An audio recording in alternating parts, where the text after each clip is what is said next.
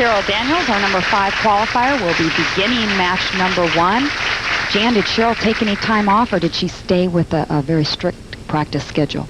No, she really didn't bowl that much over the break. She bowled some, but she got into her music a little more. She wanted to relax herself. She said she really did not want to make any changes. She bowled so great in the spring. I guess why would you want to? Comes up a little bit light.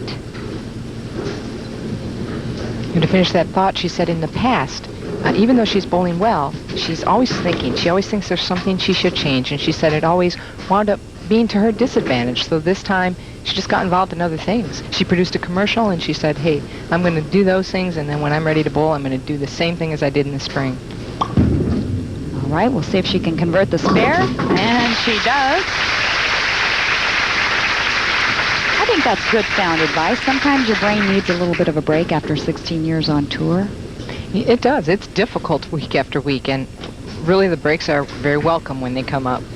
And another player who has also been out here 16 years, Jeanne Naccarato, now from Tacoma, Washington.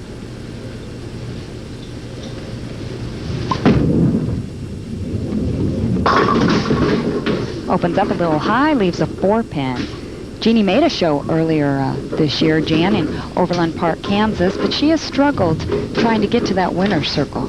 She has, and you know, she's had some health problems and some injuries, but she's worked through all of those, and she's also, you know, made some changes, and she's worked real hard. She noticed she's been spinning the ball more and more. Her track, or the area of the ball that comes in surface with the lane, has been getting farther away from the fingers. So she's been working to try and get that higher up, get a better roll, to get better carry.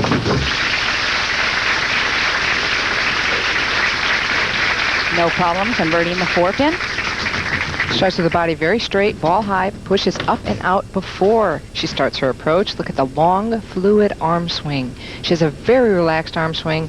This enables her to repeat shots. If she's trying to stay behind the ball longer, it's a little bit difficult to see, to get a little more forward roll. Good deep knee bend. And speaking of the knee bend. Yeah, consistent follow through. Brace on it as well. Carries the light hit. That brace for support right now due to an injury. Right, she's developed some pseudo-gout in her left knee, which crystals form in the joint. So that's for support and also to reduce inflammation. Cheryl Daniels averaged this week 214. Rings the 10. Cheryl's match play record was 14 wins, 10 losses. Jackie Sellers, who finished up 6th, actually out-averaged Cheryl by a pin, but due to Jackie's match play record of only 12 wins, she didn't make it into the show. Right, that's where those bonus pins, you receive 30 extra pins every time you win a match, and they really add up. And throws it pretty straight at the 10-pin. Holds the ball waist high, way out from her body. Watch her drop it down. This is where she gets in trouble. If she drops that ball too soon, the ball gets there too soon and doesn't get any leverage. Relatively lower backswing, about shoulder high, good knee bend, and see how she's come through long with that ball. She'd call it flip it off or cut it short, and she's been really working to stay long with the shot. Looking for the light hit. 4-pin hit the 7, but it didn't go. It's interesting, Cheryl's playing a little bit farther out than she did. She said she really gambled this week, and she played farther in than a lot of the players. She played a little bit inside of 10, but tonight she said she's going to play farther right, that they're a little bit tighter for her. She has a good shot out there. And 10 meaning the second arrow. Right. As you mentioned, the players were mostly playing around the first arrow throughout the week. Is that correct? A lot of them were. Earlier on in the week, we were playing more between the second and third arrow. But as match play progressed, everyone seemed to move out around the first arrow or even right of that. Big difference in average between 1994 and 1995. You can see now 1995 she's definitely has overcome the injuries and the health problems that she was suffering from. Pocket hit for Genie. And that's very similar to the area that Genie played most of the time. She played pretty much straight up the first arrow, maybe a little right of that on a couple of pairs. Actually, she's inside of that, around 8 right now. A little bit deeper than she was earlier in the week. Solid all 10, straight back. Genie's trying to break her losing streak right now. She has lost the last 3 matches that she has rolled on television. Right now, leading by 12.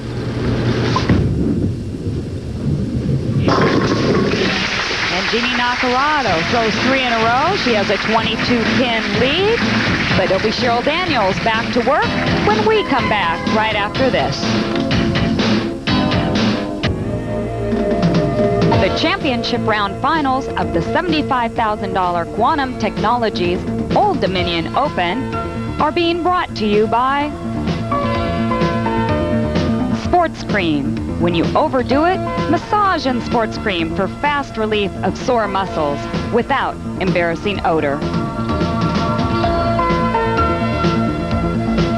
And by Fat Ball, makers of hammer bowling balls and accessories. Available in fine pro shops everywhere. And by Ebonite, where advanced technology has striking results.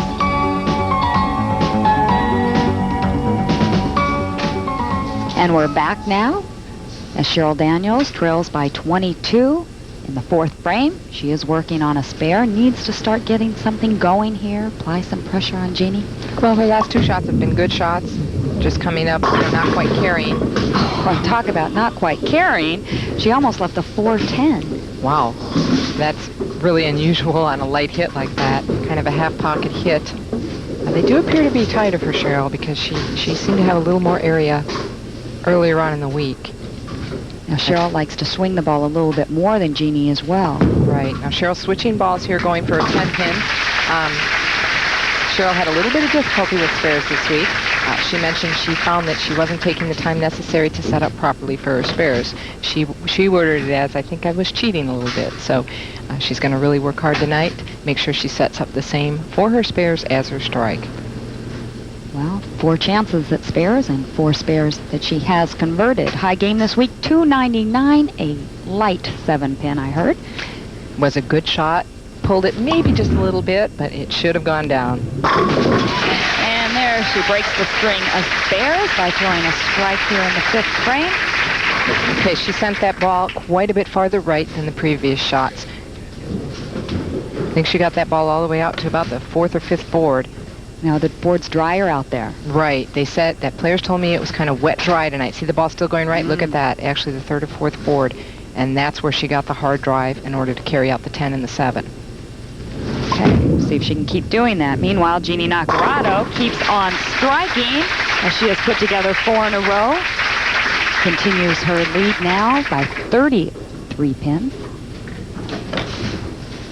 As I mentioned before, Genie has lost her last 3 games on television, but it isn't because she has bowled badly. She bowled very well in Overland Park, Kansas, but she lost to Carolyn Dorn, who shot a whopping 256 to Genie's 215, and Carolyn Dorn's working as our scorekeeper tonight. There you saw her best finish, 4th this year. Oh, no. Ooh.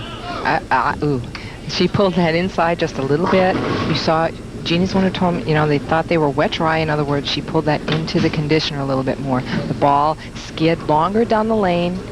It's still going. Look, it hasn't even turned yet. Now it's coming in very late behind the head pin, which pushes everything in front of the 7-pin. Kind of like a weak 10 and blew everything in front of the 7. It's a very bad break. The shot was not that bad. Should have at least been a makeable spare. Her body English really tried to get that 7-pin out at the same time. Well, that opened up the door a little bit for Cheryl Daniels. She's working on a strike right now.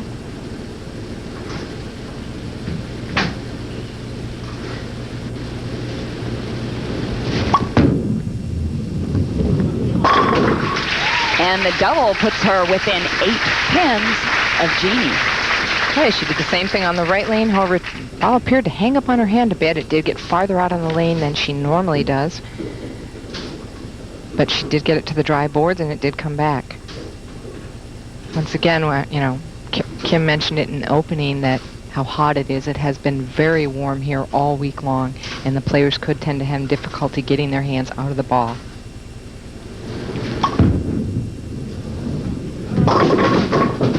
And you may have heard a fan in the background yell, "Hurry!" They saw it coming as the ball came up very, very light. Leaves the 2, 4, 10. Okay, and again, she didn't get it to the dry boards, so the ball continued to slide. She's choosing to change balls here, which I'm surprised. She's probably going to try and go straight at it. She needs to hit the left side of the 2-pin. All right, well, Cheryl Daniels gave a run for it. We'll be back with the rest of match number 1 in a moment. Cheryl Daniels now just trailing by 12 pins.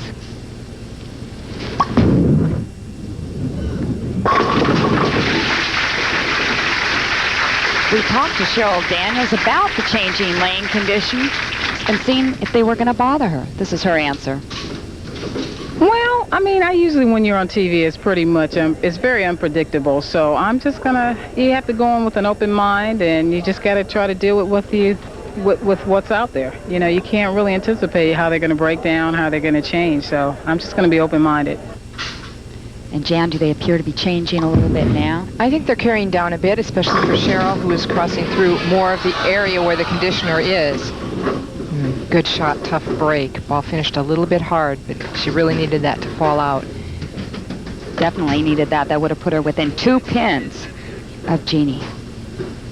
You see the ball's going to drive really hard at the end. Look at almost on the nose. She trips the 4-pin out. 3 pins laying around it. And she converts it and still hanging in there. However, Genie now still leads by 12 pins. Okay, with good count, 2 marks could close it out here.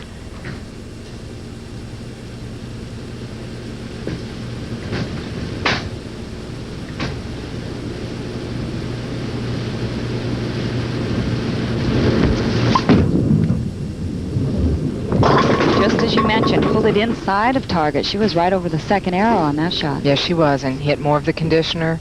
Ball just slid. Still leaves the door open for Cheryl. She leaves the 2-4-5. Now the heat could also cause some of this problem, because if you're sweaty and you feel the ball slipping, you squeeze and that you have a tendency to pull the ball. Oh, chops the 2-4 off the 5. And we do have fans down there blowing ice. So you know the players are hot. They've been hot all week. The temperatures are rising here on the East Coast outside as well as inside. And that just changed it. Genie only has a 1-pin lead. So she needs all 3 here. 3 strikes would shut out Cheryl Daniels.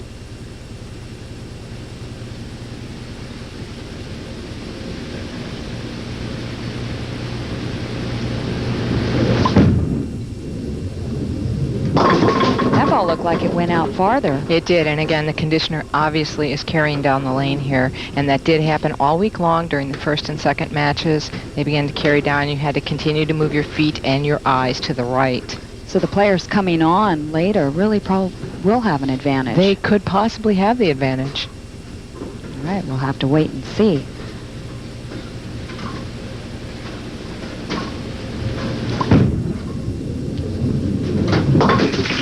Converts the 2-pin. Count very important right now. If she strikes, she shoots 193. She would force Cheryl Daniels to throw 2 strikes. Anything less, Cheryl might only have to throw 1. Right. Or none. Just a good count.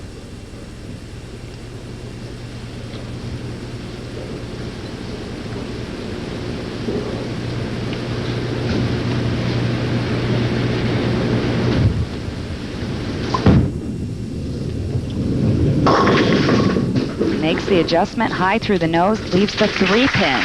Okay. She chose to point that ball there to try to get it up to the head pin, and she actually hit the next section of dry lane and it hooked. Cheryl Daniels must strike on this ball in hopes for at least a tie.